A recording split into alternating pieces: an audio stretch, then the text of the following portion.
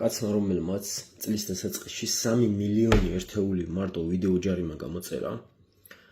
კაცმა რომელმაც ამ პერიოდში სხვადასხვა კიდე დამატებით ჯარიმები გამოწერეს, გაზარდეს ჯარიმები, კაცმა რომელმაც მოიგონა კიდევ და ამათ მიმდევრებმა მოიგონეს ახალი ჯარიმები, რომ ქართველ ხალხს უფრო მეტად გაუჭირდეს, უფრო მეტი ჯარიმა გადაახტევინონ, უფრო გაზრდილი ჯარიმა გადაახტევინონ და ასევე ყველა პროდუქტს აძვირებენ ხო სპეციალურად, რომ ქართველ ხალხს უფრო მეტად ყელში წაუჭირონ, რომ ამ ქართველი ხალხის ხელში არსებული ფული უფრო მეტი ამოქაჩონ და ბიუჯეტში მიიღონ და მერე ზეიმობენ, რომ აი ბიუჯეტი გავზარდეთ ბიჭო.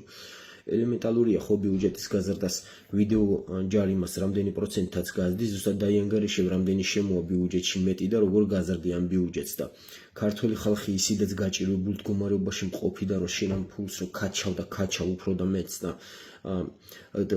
აძვირებ ყველაფერს, პროდუქტია, საწვავია,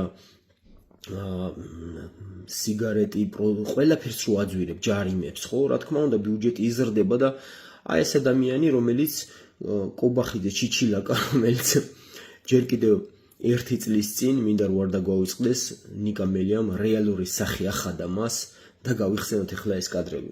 შესაბამის პასუხ შენ. უნამუსო შენ მართა შენ ვიზნევანი შენ. მონა შენ მართა. შენ უმრებალა შენ. ვისი ხარ შენ. გადია შენ.